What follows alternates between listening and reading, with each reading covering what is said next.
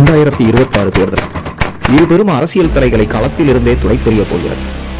தமிழகத்தின் பெரும் ஆளுமையாக இருந்த அம்மா ஜெயலலிதாவால் விசுவாசமானவராக அடையாளம் காணப்பட்டு இருமுறை முதல்வராக அமர்த்தப்பட்ட ஐயா ஓ பன்னீர்செல்வம் பெரும் உயரத்தில் இருந்த போதும் தலைமை பண்பு இல்லாததால் எடுப்பார் கைப்பிள்ளையாக எங்கெங்கோ சென்று யார் யாராலோ தூண்டிவிடப்பட்டு இன்று எல்லோராலும் கைவிடப்பட்டு அரசியல் அவரை தனி தீவாய் அவரது இருப்பு கிட்டத்தட்ட துடைத்து எறியப்பட்டு விட்டது.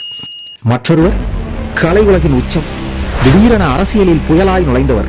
ஊழல், மதவாதம், குடும்ப அரசியல் இவற்றை எதிர்ப்பதாக சொல்லி மையத்தில் நின்றார்.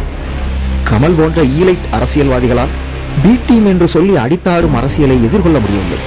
234 தொகுதிக்கும் வேட்பாளர் நிறுத்த முடியவில்லை. ஓட்டு கேட்டு செல்ல ஆள் இல்லை. சரத்குமாரின் சாமாக்காவுடன் கூட்டணி என்று காமெடி அரசியல் செய்தார். எல்லா இடங்களிலும் தோற்று யாரால் பி டீம் என்று வசைபாடப்பட்டாரோ அதே டீமில் சரணாகதி அடைந்து ராஜ்யசபா எம்பி ஆகிவிட்டார். எப்படியானாலும் அவர் கணக்கு லாபம்தான். ஆனால் 26 தேர்தலில் திமுக கூட்டணியில் மனதில் மட்டுமே இடம் கிடைக்கும் போல தெரிகிறது. கிடைத்தாலும் ஜெயிக்கப் போவது குதிரை கொம்புதான். கமலின் அரசியல் வாழ்வை ஒற்றை எம்பியோடு இந்த தேர்தல் முடித்து வைக்கும். மொத்தத்தில் விசுவாசியோ அறிவுஜீவியோ அரசியலையும் மக்களையும் புரிந்து தலைமை பண்புடன் களமாடவில்லை என்றால் ஆட்டத்தில் இருந்து துடை தெரியப்படுவது இயற்கையின் நியதி.